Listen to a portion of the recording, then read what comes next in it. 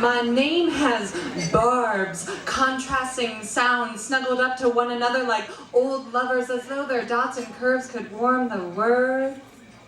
My Slam poetry is evolving.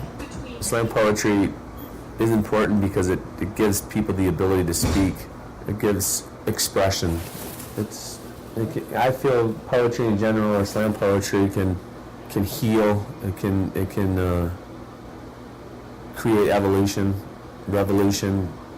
It can tune into unfragmented aspects of our own collective and individual pain and help heal and shed light upon it. She's a shard of what once was, what is to come, swift like rainstorms. A lightning bolt caught in her throat. She swears a lot, turns the volume up on her car stereo so the outside world cannot hear her when to let go and thrust her sorrows into the darkness. There's still an ounce of his last touch left on her right cheek where he last planted his last kiss, soft as baby's breath, and then smacked her with his wrecking ball fist, shattered her jaw, ground her into his knuckles, ground her into dust. When he punches around the walls around him, she can still feel the pounding. Slam poetry, to me, is the purest form of emotional let go. You know, I feel like it's a way for me to kind of just get what I have to say off my chest and not have any judgment come off of it. Slam poetry itself is, I feel, a pretty big derivative of hip-hop culture.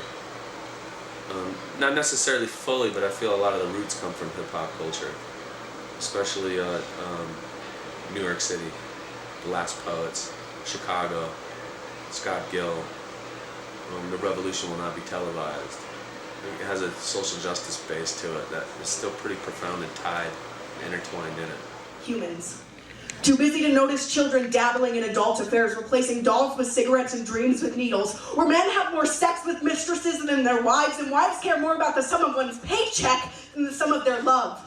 Intelligent species, where murder is a pastime and rape runs rampant. Children go hungry while parents go shopping, where love is a game of chess where you're always in checkmate. Checks are bounced for pills. Teenagers swallowing fingers to attain perfection, infidelity spotlighted and glorified, where over 14% of high schoolers and younger have admitted that they've considered suicide, but are rarely given the ways to cope. I enjoy being able to relate to people on so many different levels.